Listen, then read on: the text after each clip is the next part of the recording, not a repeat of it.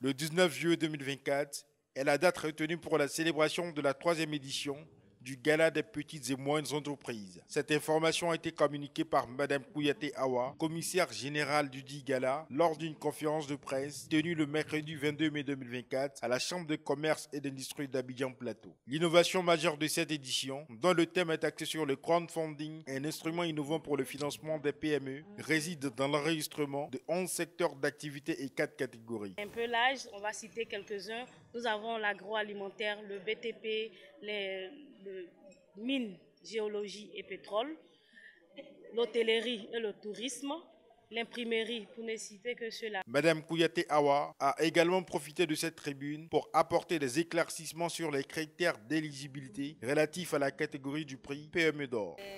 Bon, la PME d'or, nous nous appuyons déjà pour être une PME d'or. Il faut être PME lauréate dans ton secteur d'activité. Il faut avoir un certain chiffre d'affaires qui sont mentionnés dans les critères. Et en plus de cela, nous effectuons des enquêtes.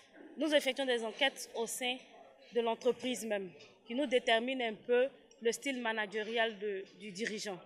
Donc il y a plusieurs critères un peu comme ça que nous mettons en avant pour déterminer le prix de la meilleure PME d'or. Touré Ibrahim, président du comité d'organisation de cette troisième édition, a dévoilé les principaux points qui rythmeront la journée du 19 juillet prochain. Alors les grandes articulations, il faut dire que cette année, le gala va se faire en une journée. Donc depuis 8 heures déjà, nous serons du côté du Sofitel Abidjan Hôtel Ivoire pour la cérémonie d'ouverture.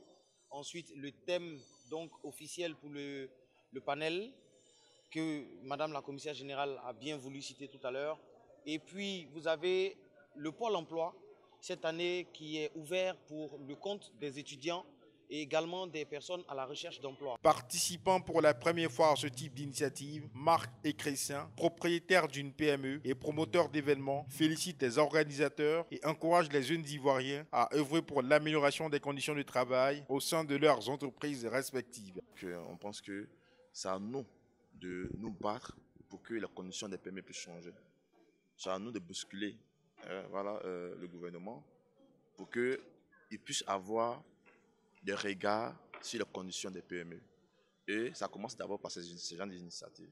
Il convient de souligner que l'objectif principal du Gala des PME est de créer une plateforme propice aux échanges et au partage entre les PME ivoiriennes en vue de renforcer leur collaboration.